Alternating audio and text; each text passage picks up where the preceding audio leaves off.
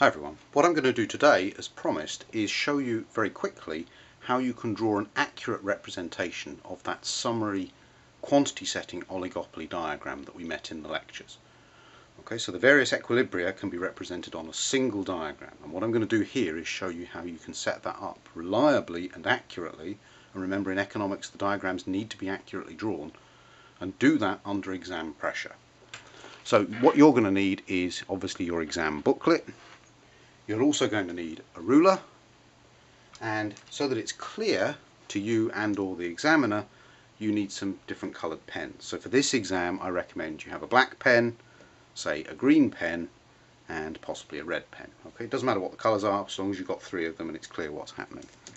So the first thing to do is to mark out your axes, and remember I put this basically in a box so it's easy to think about, see what's going on. So I'm going to, just for the sake of argument, given the size of my piece of paper, I'm going to draw a 12 centimetre square box. So here we go, 12 centimetres by 12 centimetres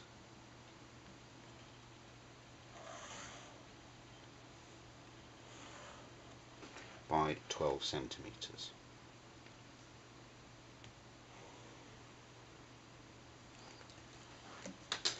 Let's say the key purpose with showing you how to do the setup here is so that you can draw the thing accurately and get maximum marks in the exam.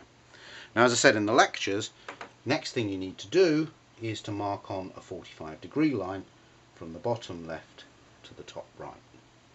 And remember, along that 45-degree line, and this diagram is drawn, remember, for a particular configuration in this model, two firms who are quantity setting oligopolists. So firm 1 chooses output Q1, firm 2 chooses output Q2. All points along this line, the outputs of the two firms are equal. Okay, next thing to do, remember, is to draw on the isoprofit contour that corresponds to zero profits for both firms. Now, if you have a downward sloping linear demand curve and constant marginal cost, that downward sloping, that isoprofit contour will be the same for both firms. It will be a straight line running from the top right corner down to the bottom left. Okay, so those two lines actually sit one on top of the other. Now I'm going to use, as I did in the lectures, the red pen to denote everything for firm 1 and the green pen to denote everything for firm 2. So the next thing I need to do is to draw on my reaction functions. And remember, for the particular setup we had in the lectures, the reaction function for firm 1 bisects its quantity axis exactly halfway along, so here. And that corresponds to output level Q1M. So this would be where firm 1 produces a monopoly output. And the reaction function is obtained by joining that point with the top left-hand corner of your box. So this shows for any output chosen by firm 2 the best response for firm 1. And we can do something similar for firm 2. Remember, this whole thing is just symmetric, so halfway down firm 2's quantity setting axis is the intercept, and we join that with this point in the bottom right hand corner of the diagram. So this is the reaction function for firm 1, and this is the reaction function for firm 2. So our diagram's building up quite quickly now. Where those two intersect is your Cournot-Nash equilibrium, and you'll notice, since the two firms here are identical, it's bang on the 45-degree line. Both firms produce the same output level. So this output here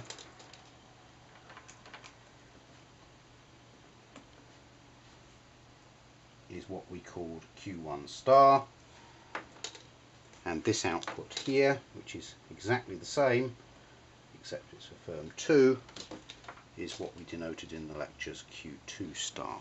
Okay, and there were formulae, remember, that I showed, although they're not essential for the exam, formulae I showed which represented those quantities in algebraic terms. So that's the Cournot-Nash equilibrium. Okay. The next thing we need to do, remember, is to draw on our Stackelberg equilibria. let's start with firm 1. Its Stackelberg outcome for the particular configuration we had in the lectures is one where the firm produces the same output as the monopolist, but the equilibrium position is on firm 2's reaction function. So this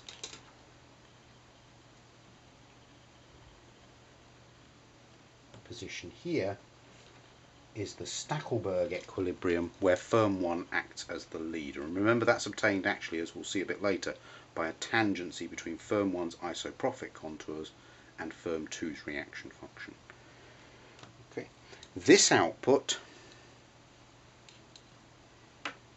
here is exactly half the monopoly output level for firm 2, which I didn't mark on at the time, but this intercept here is the monopoly output for firm 2, corresponds to the monopoly output for firm 1 down here.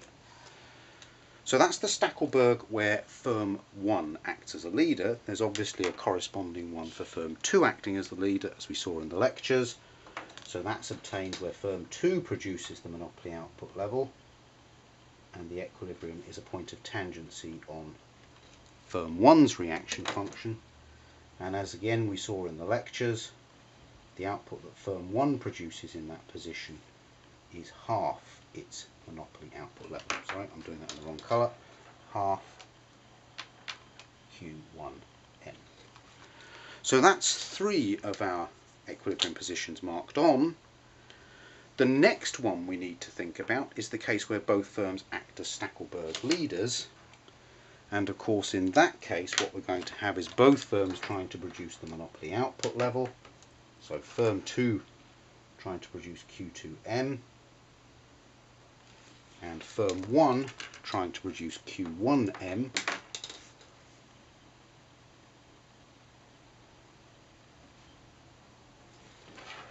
And so the equilibrium here, at least temporarily, is this position here where both firms actually get 0 profits.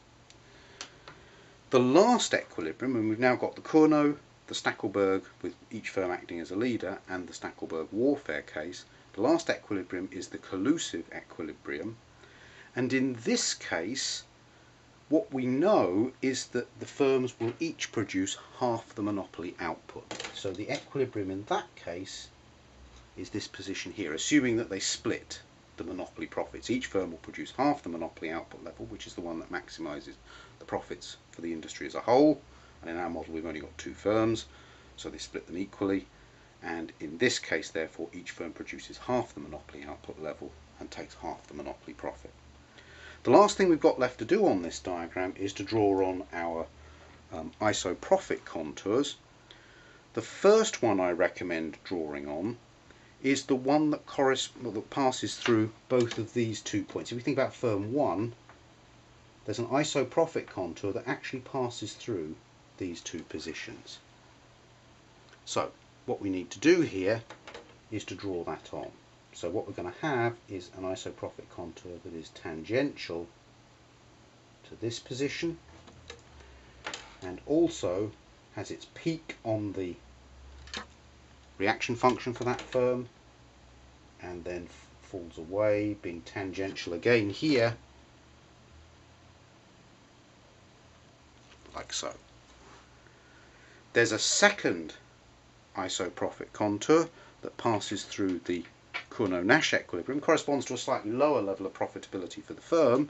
So drawing this with the same shape, if I extend these back down to the horizontal axis, drawing it with the same shape but passing through this position, we're going to get something that looks a little bit like this. And there's a third one which will pass through this point here, which is the equilibrium with firm 1 acting as the follower to firm 2's leader in the Stackelberg case. So in this case what we'll have is something that might look a bit like this. Remember, in each case the peak has to be on the reaction function for the firm. Okay, so my isoprofit contours aren't great looking, but they can convey the essential information here. And we do something similar in the opposite direction. So these 2 points correspond to the same level of profitability for firm 2, either acting as a Stackelberg leader or in the collusive case. So again, we're going to have tangencies, one of them here at the collusive equilibrium.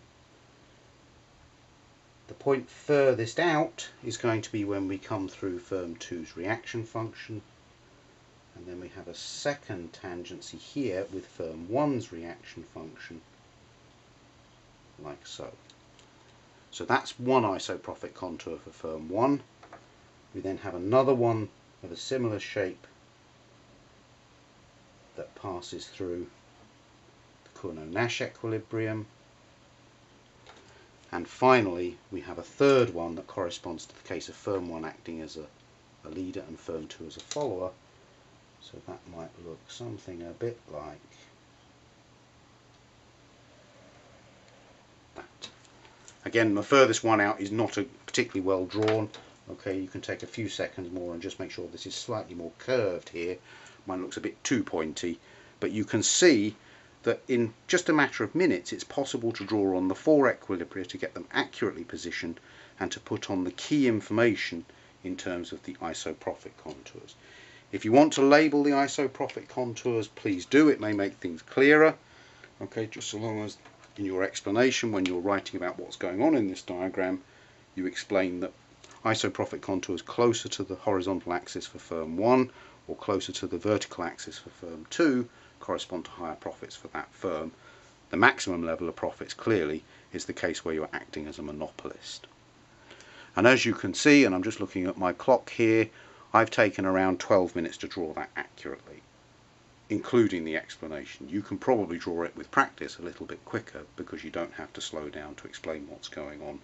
You write the explanation separately. Remember, you have an hour for the essay, so 12 minutes on this still leaves you around 45 minutes, or 40-45 minutes, something like that, in order to write the explanation. So hopefully I've convinced you can draw an accurate version of this and do it in the time available.